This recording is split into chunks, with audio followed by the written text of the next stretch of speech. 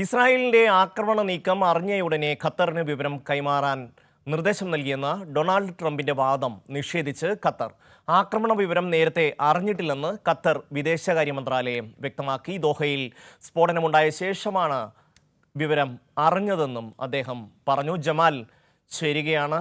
Jamal, നേരത്തെ വിവരം അറിയിച്ചെന്ന അമേരിക്കയുടെ വാദം തള്ളുകയാണ് ഖത്തർ. അത് മാത്രവുമല്ല, ഇസ്രായേലും അമേരിക്കയും കൂടി ചേർന്ന് ഹമാസിന്റെ നേതാക്കളെ ഒരുമിച്ച് അവിടെ കിട്ടാൻ എടുത്ത ഒരു തന്ത്രത്തിന്റെ ഭാഗം കൂടിയാണ് ഈ ആക്രമണം എന്ന സൂചനയും പുറത്തു വരുന്നുണ്ട്.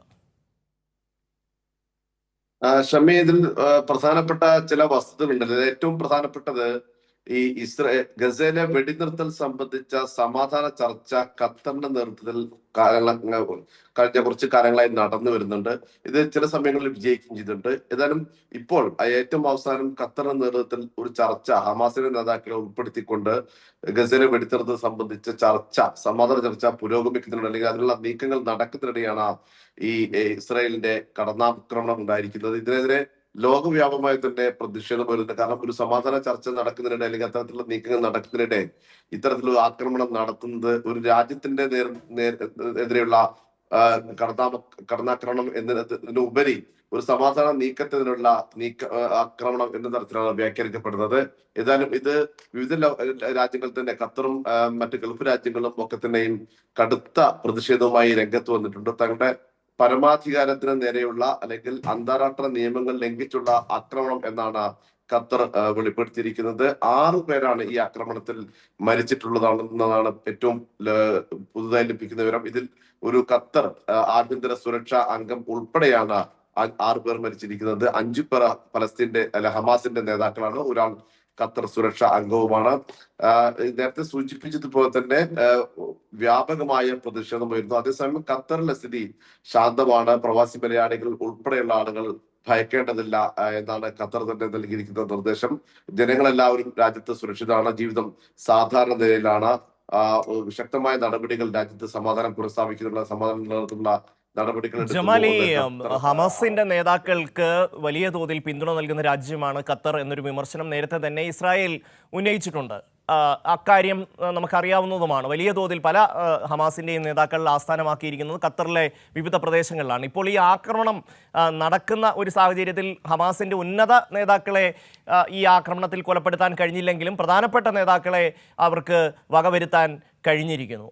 ഈ ഒരു സാഹചര്യത്തെ അമേരിക്കയുടെ ഭാഗത്ത് നിന്നുള്ള ഒരു വിലയിരുത്തൽ, അതായത് അമേരിക്ക അറിയാതെ ഈ ഒരു നീക്കം നടക്കില്ല എന്നാണ് ഇപ്പോഴും ഖത്തറുമായി ബന്ധപ്പെട്ട ആൾക്കാർ പറയുന്നത്.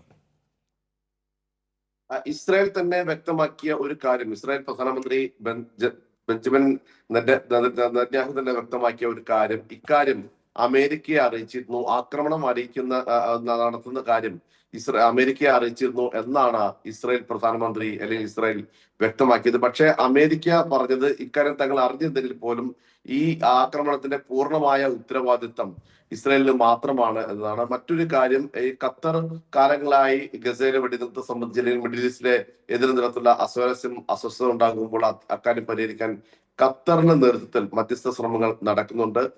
കാലങ്ങളായി ഇത് നമുക്കറിയാവുന്നതാണ്. ഗസയിൽ തന്നെ വെടിനിർത്തൽ സംബന്ധിച്ച ചില ചർച്ചകൾ നേരത്തെ അവിടെ നടന്നിരുന്നു. ഇതിന്റെ ഭാഗമായി കൂടിയാണ് ഈ ഇന്നലത്തെയും നീക്കമുണ്ടായത്. അല്ലെങ്കിൽ ഇന്നലെ ഈ ഹമാസിന്റെ നേതാക്കൾ കാലങ്ങളായി താമസിക്കുന്ന ഒരിടം കൂടിയാണ് ഖത്താറിലെ ലക്തിഫയിലെ ഈ കെട്ടിടം എന്ന് പറയുന്നത്. ഹമാസിന്റെ നേതാക്കൾ ഖലീൽ അൽ-ഹയ്യ ഉൾപ്പെടെ ആളുകൾ അവിടെയാണ് താമസിക്കുന്നത്. ഈ ആക്രമണത്തിൽ ഇസ്രായേൽ ലക്ഷ്യം വെച്ചത് ഹമാസിന്റെ ഉന്നത നേതാവ് ഖലീൽ അൽ-ഹയ്യയാണ്. പക്ഷെ അദ്ദേഹം സുരക്ഷിതനാണ് എന്നാണ് അറിയുന്നത്.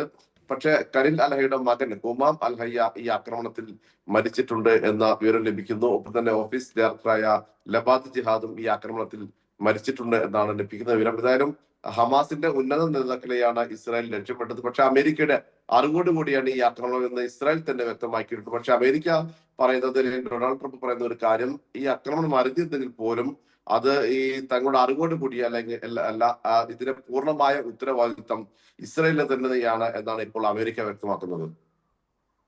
ജമാലാണ് വിശദമായ റിപ്പോർട്ട് നൽകിയത്.